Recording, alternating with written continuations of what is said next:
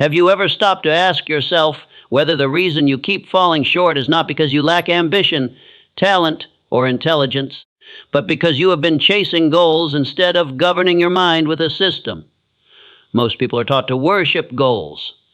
They are told to set a target, visualize the outcome, and wait for life to cooperate. But Napoleon Hill understood something far more unsettling and far more powerful. Goals without mental systems are fantasies, and fantasies collapse under pressure. The mind does not obey wishes.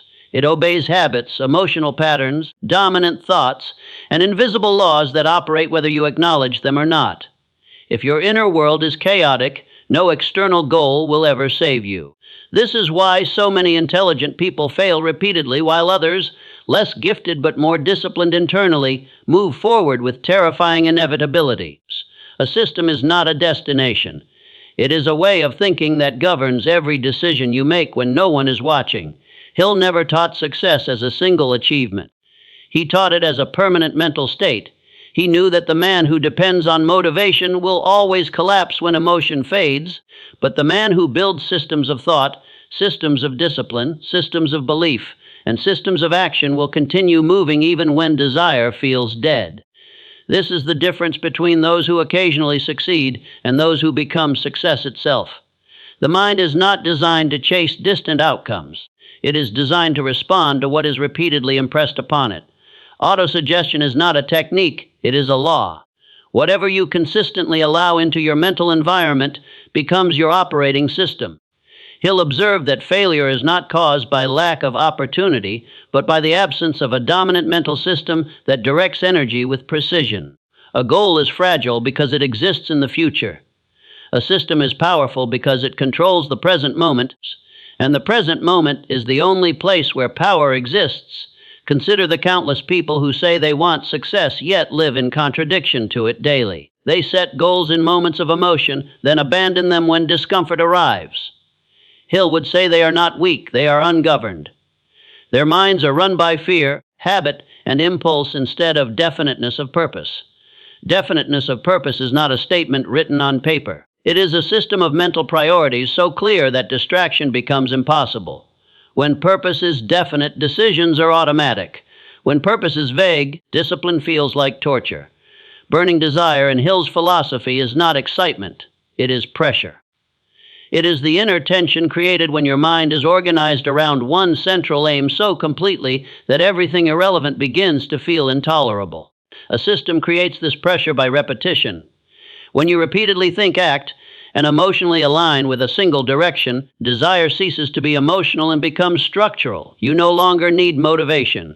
The system moves you forward the same way gravity pulls objects downward. Faith, as Hill described it, is not blind belief. It is conditioned certainties. It is the result of repeatedly feeding the mind with thoughts that support your purpose until doubt no longer finds space to grow. Faith emerges from a system of autosuggestion that is practiced daily, deliberately, and with emotional intensity. The mind accepts whatever it is consistently told with feeling. This is not philosophy, it is psychological mechanics. The tragedy is that most people run destructive systems unconsciously. They repeatedly tell themselves they are limited, unlucky, or behind, and then wonder why life confirms those assumptions. A goal can be forgotten, a system cannot. A system shapes identity.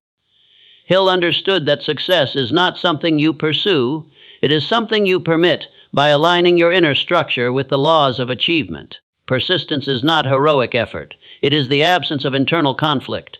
When the mind is divided, action feels exhausting. When the mind is unified by a system, effort feels natural. This is why Hill placed such emphasis on emotional control. Fear, doubt, and indecision are not emotions. They are signals that the mental system is corrupted. Most people try to change their lives by forcing behavior while leaving their internal systems untouched. Hill would consider this foolish. Behavior is an effect, not a cause. The cause is always mental. A man who wakes up each day without a system is at the mercy of circumstance. He reacts instead of directs. He consumes information instead of selecting it. He drifts, and drifting is the most dangerous condition of the human mind. The drifter believes life happens to him. The system builder knows life responds to him.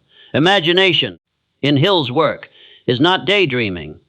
It is the workshop of the mind where systems are designed before they are lived. The successful individual imagines not the reward but the process. He sees himself acting with discipline, thinking with clarity, and responding to pressure with control. This mental rehearsal conditions the subconscious to accept disciplined behavior as normal. When behavior becomes normal, it no longer requires willpower. This is the hidden advantage of systems over goals. Systems remove the need for constant self-control by turning discipline into identity. Decision, Hill warned, is the line that separates power from paralysis. Indecision dissolves energy. A system eliminates indecision by deciding how you will act in specific conditions. When temptation appears, the system answers. When fear arises, the system responds. When fatigue sets in, the system continues. The individual without a system negotiates with himself daily and loses those negotiations more often than he wins. The individual with a system does not negotiate, he executes.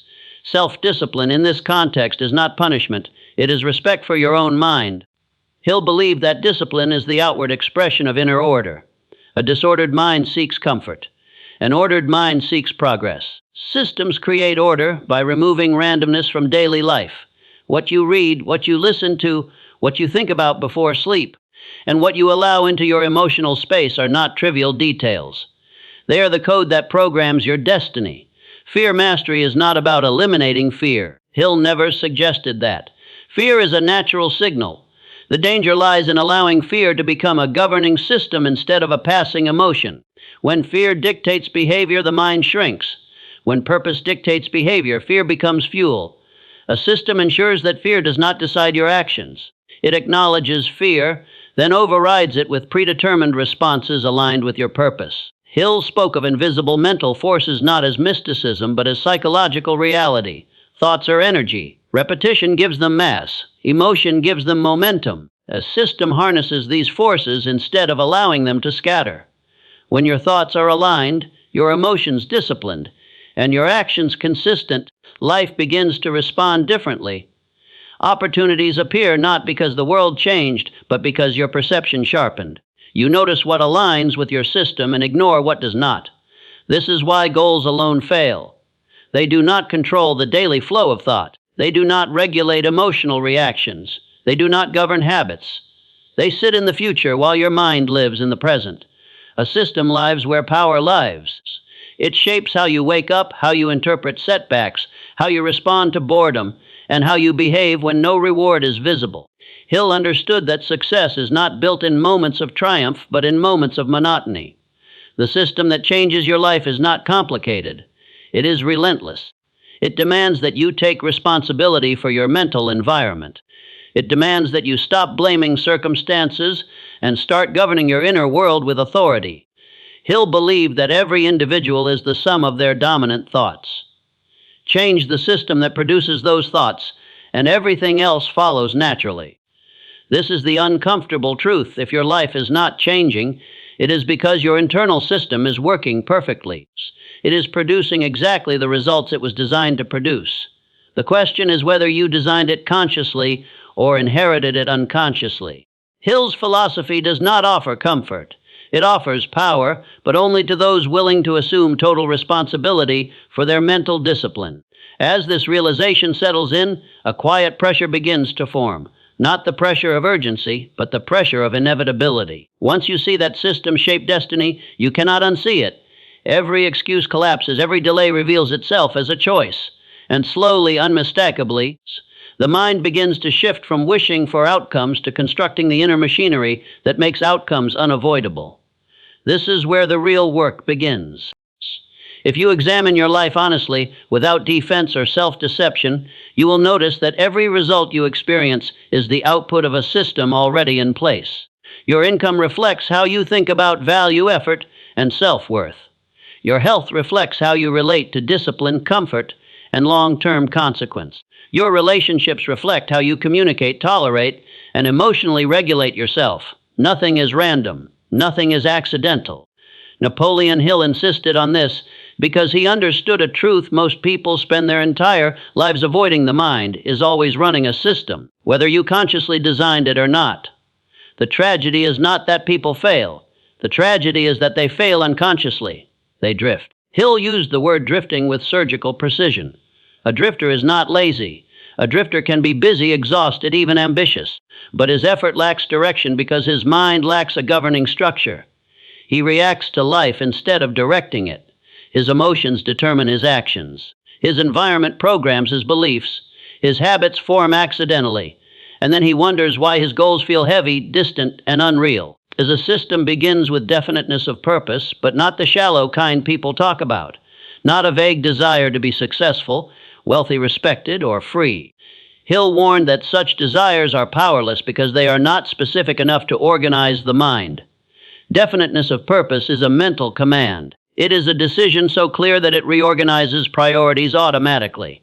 When purpose is definite, the mind begins to filter reality. You stop consuming information that does not serve your direction. You stop entertaining conversations that dilute your focus. You stop engaging in behaviors that conflict with who you have decided to become. This is not willpower. This is alignment. Without a system, purpose competes with comfort. With a system, comfort becomes irrelevant. Hill observed that the human mind seeks the path of least resistance unless it is governed by a stronger directive. A goal does not provide that directive. A system does. A system embeds purpose into daily behavior so deeply that deviation feels unnatural. This is why people with systems appear disciplined while others struggle. Discipline is not their strength. Structure is. Burning desire, when understood properly, is not an emotion that comes and goes. It is not excitement, motivation, or inspiration. Hill described it as an obsession, but not a chaotic one. It is a controlled obsession channeled through a system of thought and action. Desire becomes burning when it is fed daily intentionally through autosuggestion and imagination. The mind cannot hold conflicting dominant desires. Whatever you reinforce consistently will rise to the top and command behavior. Autosuggestion is the mechanism by which systems are installed into the subconscious. Every thought you repeat with emotion becomes instruction.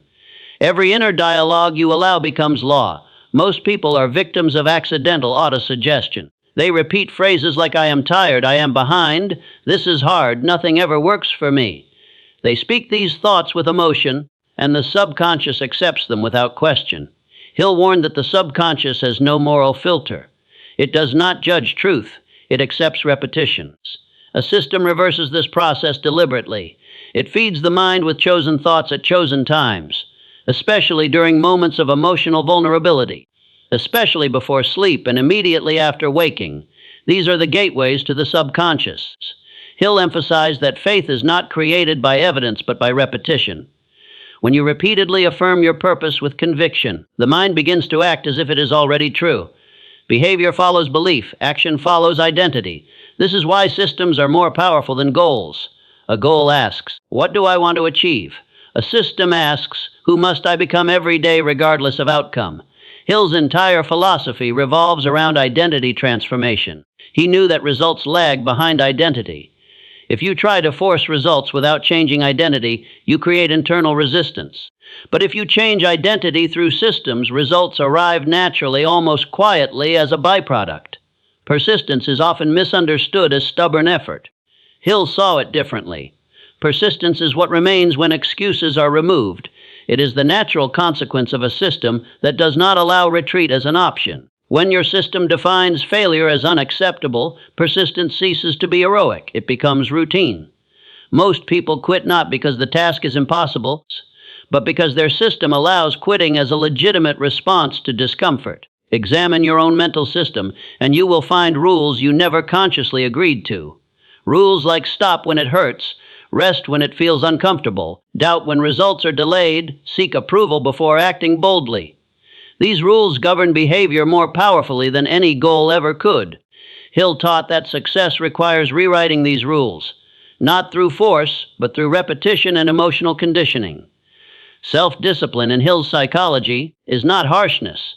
It is loyalty to your purpose. A disciplined mind does not debate with weakness. It does not rationalize delay. It does not romanticize struggle. It executes the system regardless of mood. Mood is irrelevant. Emotion is secondary. Purpose is primary. This is the mindset that separates those who admire success from those who embody it. Fear enters when the system is incomplete. Fear thrives in uncertainty. When decisions are vague, fear fills the gap. Hill identified 6 basic fears, but he did not treat them as enemies. He treated them as signals. Fear reveals where the system is weak, where purpose is unclear, where belief has not been reinforced, where autosuggestion has been neglected.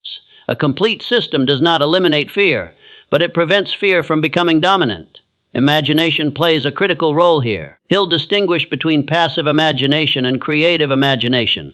Passive imagination drifts. Creative imagination designs. A system uses imagination to rehearse behavior, not outcomes. You imagine yourself acting with discipline under pressure. You imagine yourself remaining calm when challenged. You imagine yourself continuing when progress feels invisible. This conditions the subconscious to accept these behaviors as normal. Decision is the switch that activates the system. Hill warned that most people suffer not from lack of intelligence, but from lack of decision. They live in perpetual hesitation, waiting for certainty before acting. But certainty only comes after commitment. A system removes the need for constant decision, making by establishing rules in advance. You decide once, then follow the system many times. This conserves mental energy and eliminates emotional exhaustion. The invisible mental forces Hill spoke of begin to operate when alignment is achieved. Thoughts, emotions, and actions move in the same direction. Resistance decreases. Momentum builds. What feels like luck to outsiders is simply the byproduct of internal order. Opportunities appear because you are prepared to see them. People respond differently because your certainty changes how you communicate. Circumstances shift because you no longer react emotionally to temporary setbacks. This is the uncomfortable realization most people avoid. If your life feels unstable, it is because your internal system is unstable. If your progress feels inconsistent, it is because your mental discipline is inconsistent. Hill did not believe in partial commitment. He believed that the mind either governs itself or is governed by external forces. There is no neutral state. As this understanding deepens, the idea of goals begins to feel shallow. Goals are outcomes, systems are laws. Goals end. Systems continue. When a goal is reached, many people collapse because they have no structure beyond it. When a system is in place, achievement does not end momentum. It intensifies it. One result leads naturally to the next because the internal machinery remains intact. You begin to see that success is not something you chase. It is something you allow by removing internal chaos. The work is not glamorous. It is repetitive. It is quiet. It is often invisible. But it is absolute. Once the system is installed, life responds with precision. And yet, this is only the beginning.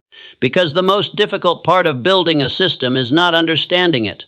It is living it when no immediate reward appears. That is where most people break. That is where the next layer of mental discipline must be forged. The moment when no reward appears is the moment when the system is tested, because the human mind is conditioned to expect feedback. Praise, progress, recognition, visible movement. When these signals disappear, the untrained mind interprets silence as failure. Napoleon Hill understood this weakness intimately. He observed that most people abandon their discipline not when things go wrong, but when nothing seems to be happening. This is where systems either collapse or become permanent. A goal depends on visible progress to remain alive. A system does not. A system is sustained by identity, not outcome. When you act according to a system, you are not asking whether it is working today. You are expressing who you have decided to be. Hill insisted that identity must come before evidence. If you wait for proof before you commit fully, you will never commit at all. Proof arrives only after persistence has already reshaped reality. This is why Hill placed such relentless emphasis on faith. Not faith as belief in a distant miracle, but faith as trust in the law of cause and effect. Faith is knowing that disciplined thought, repeated action, and emotional control must produce results even if the timing is unknown.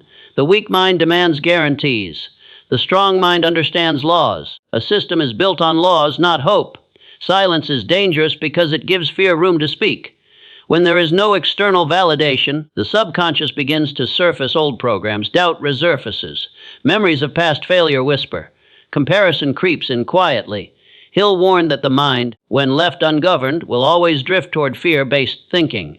This is why autosuggestion must continue even when progress feels invisible. Especially then, the system must speak louder than circumstance. At this stage, self-discipline stops being theoretical and becomes confrontational. You are no longer fighting the world, you are fighting your own subconscious resistance.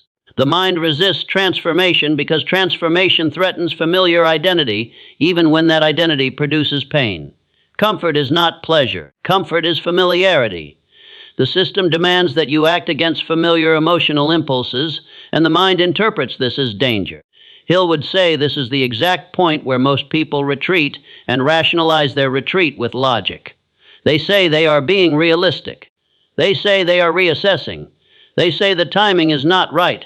But beneath the language is fear of sustained uncertainty. A system requires you to tolerate uncertainty without emotional collapse.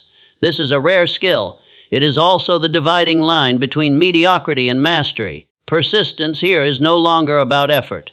It is about emotional neutrality. You continue not because you feel driven, but because stopping would violate your identity.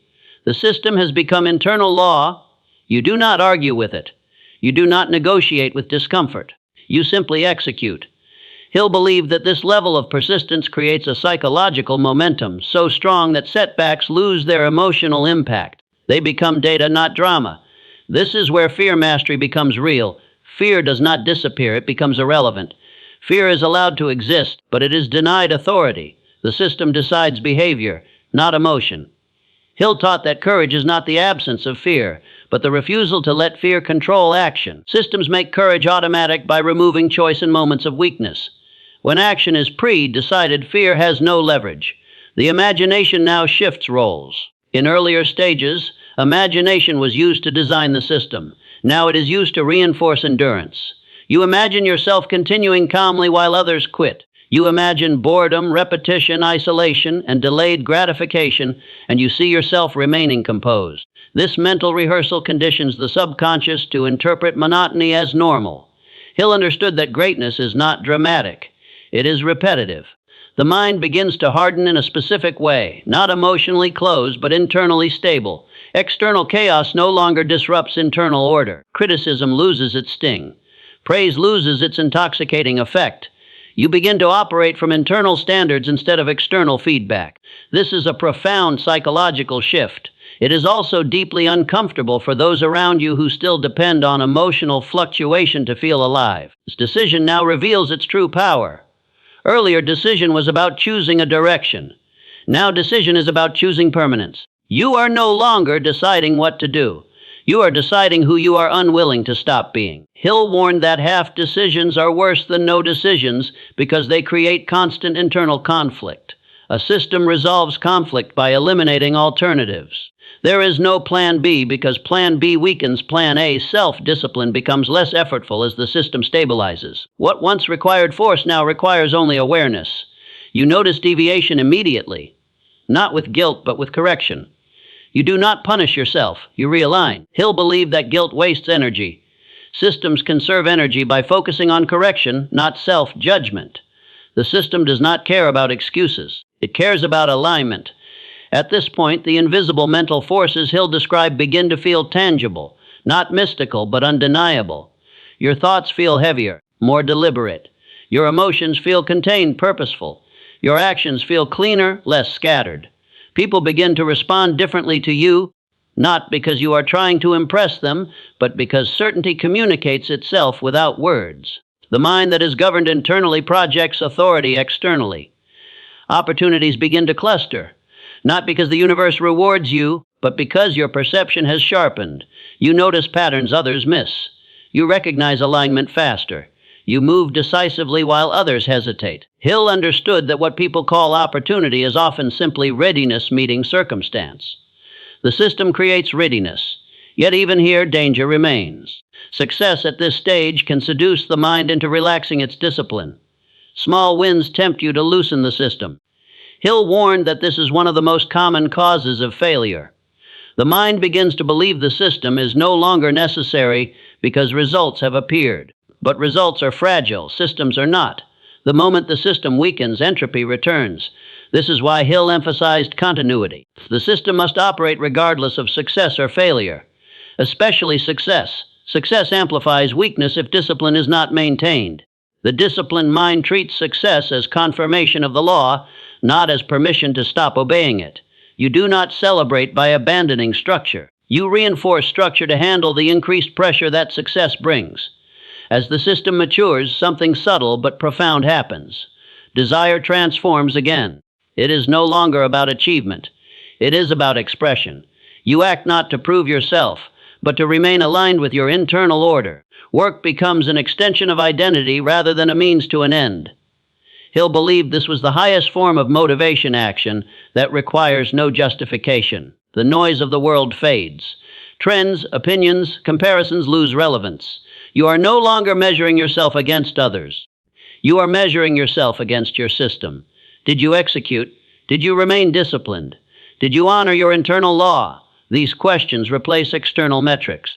And because they are always within your control, stability deepens. But the system is not complete yet. There is another layer of mastery that only reveals itself when discipline has become routine. A layer that tests not your effort, but your character. A layer where power must be wielded without corruption. A layer where the final price of greatness becomes clear. When discipline becomes routine, a new and far more subtle challenge emerges, one that Napoleon Hill understood, but few are willing to confront. This challenge is not laziness, fear, or inconsistency, it is ego. It is the quiet inflation of self that follows control, progress, and recognition. The system that once saved you can now be threatened by the belief that you have outgrown it. This is where many strong minds collapse, not from weakness, but from misplaced confidence. Hill observed that power tests character more severely than struggle. When you are struggling, humility is automatic. You know you are unfinished. But when results accumulate and discipline begins to feel effortless, the mind is tempted to loosen its grip. It whispers that you deserve comfort, that you have proven enough. That intensity can be softened. This is not indulgence. It is corrosion. And it destroys systems quietly. A true system does not exist to get you somewhere. It exists to keep you someone. When you forget this, discipline becomes conditional. You begin to obey the system only when it feels necessary. Hill warned that this conditional obedience dissolves the internal authority you worked so hard to build. Once the mind learns that rules are negotiable, it will negotiate endlessly. This is where self-discipline evolves into self-command. You are no longer managing behavior. You are commanding identity. The system is no longer something you follow. It is something you embody. Hill believed that the strongest individuals do not motivate themselves.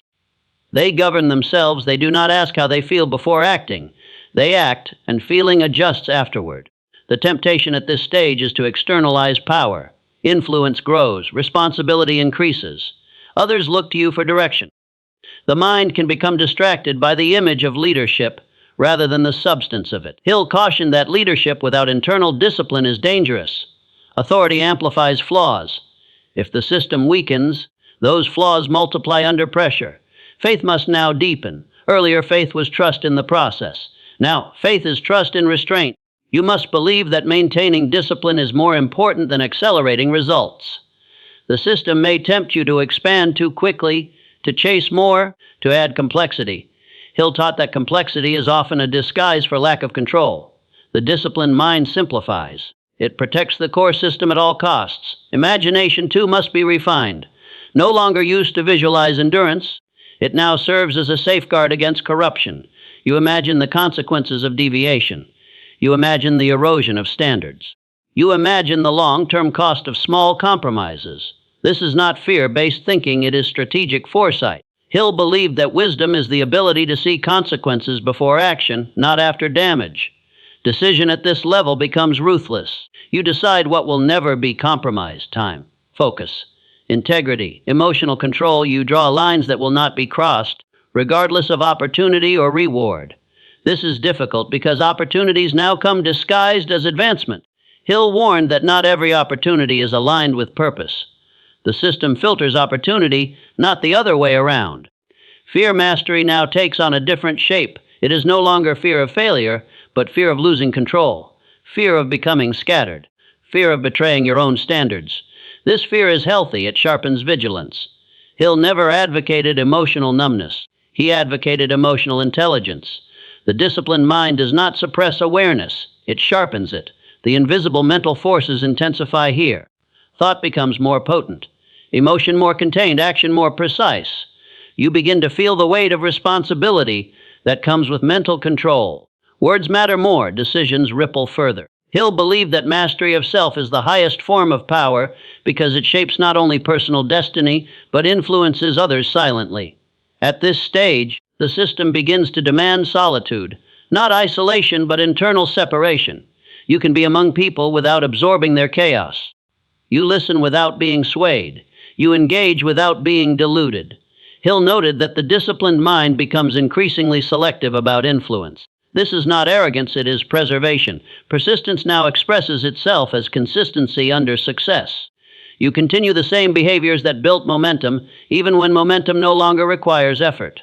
This is rare. Most people seek novelty when stability is achieved. Hill warned that novelty without purpose fractures focus. The system must remain boring, repetitive, almost ritualistic. That is its strength.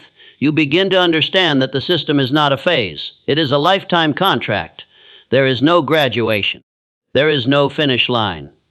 The mind must be governed every day or it will revert to entropy. Hill believed that entropy is the natural state of the human mind. Order must be imposed deliberately and continuously. At this level, purpose sharpens again. It is no longer about personal achievement. It becomes about contribution through mastery. You realize that the system has given you something rare, internal sovereignty. And sovereignty carries obligation. You are now responsible not just for your results, but for your influence, your example, and the standard you represent. It strips away romanticism. Success no longer feels glamorous. It feels serious, demanding, exacting. Hill believed this was the final psychological shift before true greatness, when success stops being exciting and starts being sacred. And yet, even here, the system is not complete. There remains one final confrontation, not with fear, not with doubt, not with ego, but with responsibility itself. A responsibility so total that it leaves no room for blame, no refuge in circumstance, and no escape from accountability. That confrontation is coming. Total responsibility is the final burden the system places on the mind, and it is the one most people unconsciously avoid their entire lives. Napoleon Hill understood that many individuals desire controlled discipline and success, but very few are willing to accept the psychological weight that comes with them. Responsibility means there is no one left to blame, no conditions to wait for, no permission required. It means your life in its current state is the exact reflection of how you have governed your mind.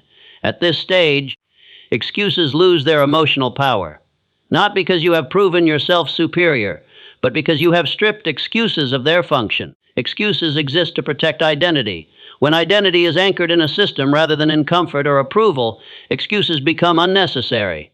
Hill believed that self-pity is one of the most dangerous mental habits because it disguises itself as honesty while quietly eroding initiative.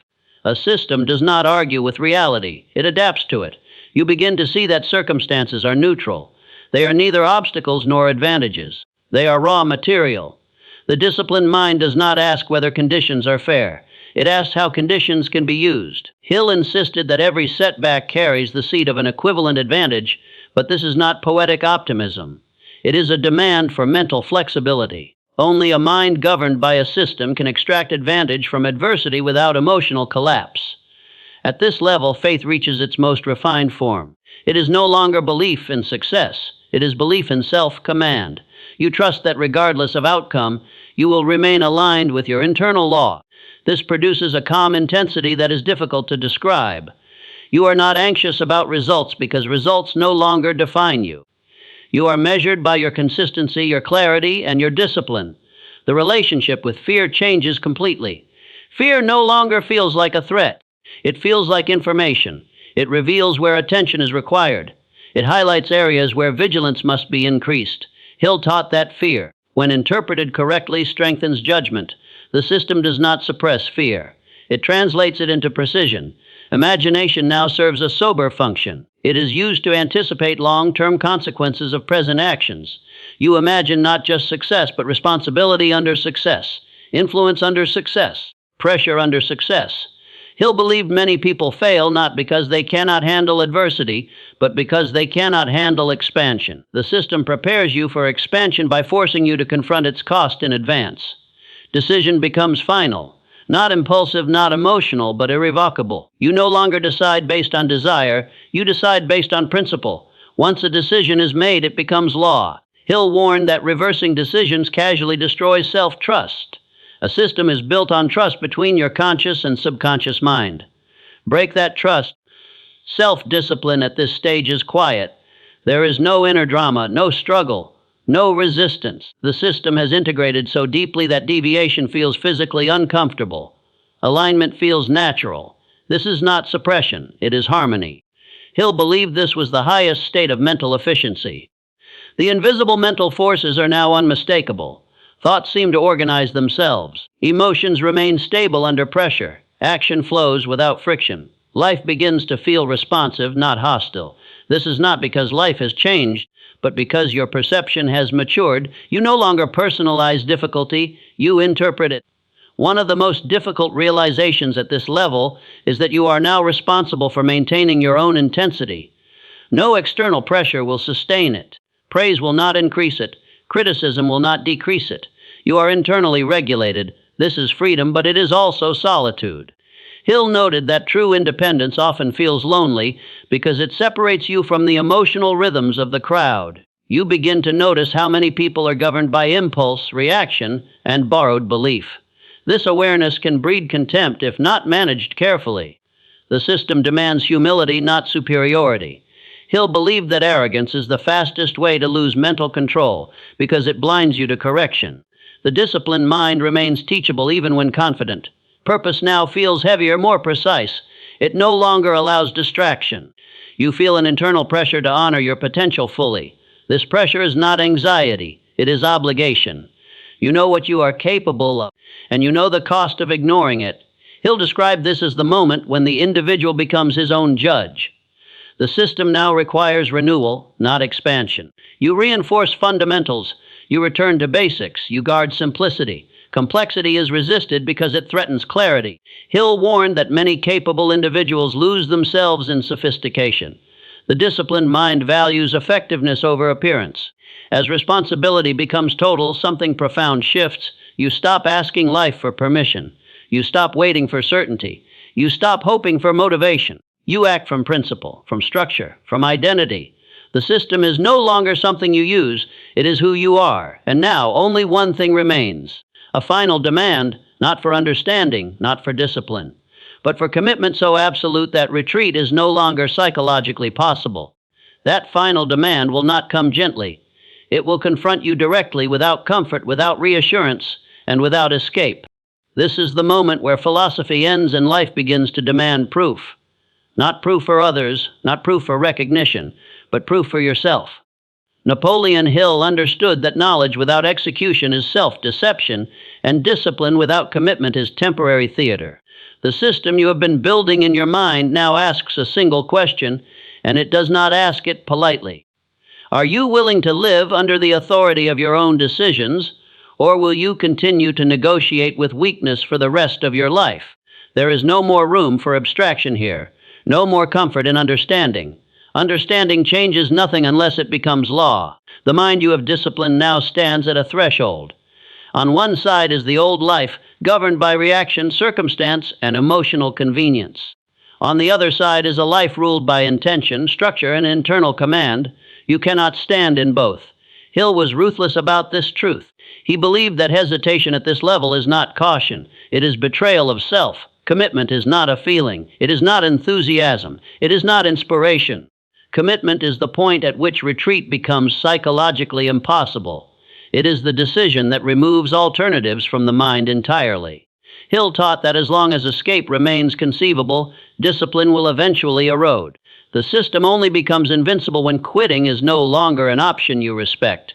This is where most people turn back, not because they are incapable, but because they are unwilling to surrender comfort permanently.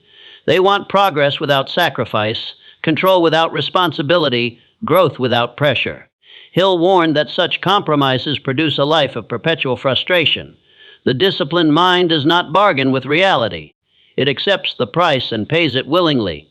From this moment forward, the system demands total ownership. Your thoughts are no longer innocent. Your emotions are no longer excuses.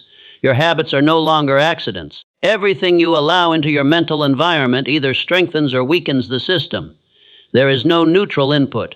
Every conversation, every piece of information, every private thought either aligns with your purpose or erodes it.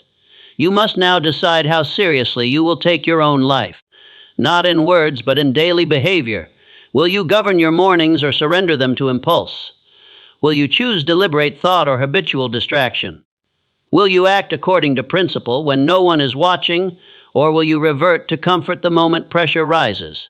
Hill believed that character is revealed not in crisis, but in routine.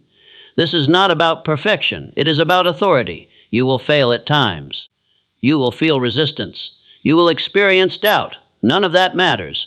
What matters is whether the system remains intact when those moments arrive.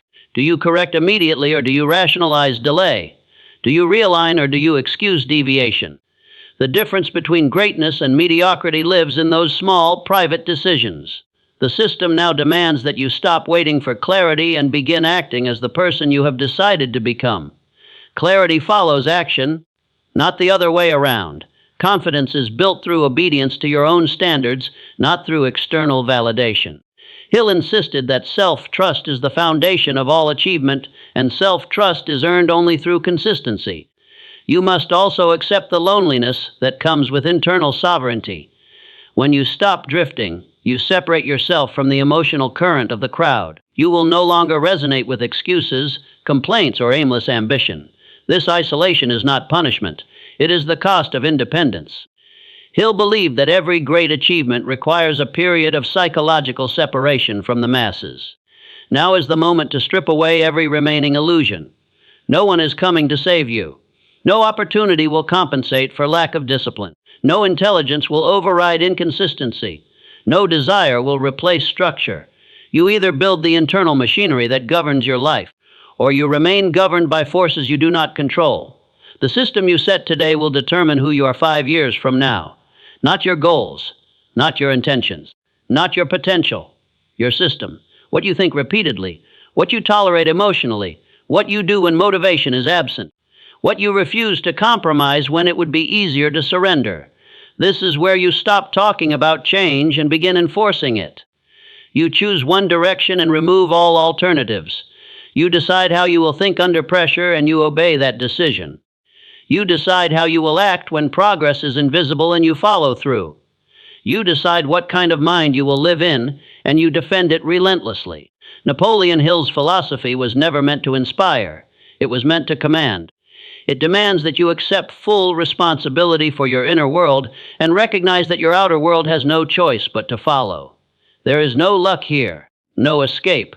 So decide now, not tomorrow, not after more preparation, not when conditions improve.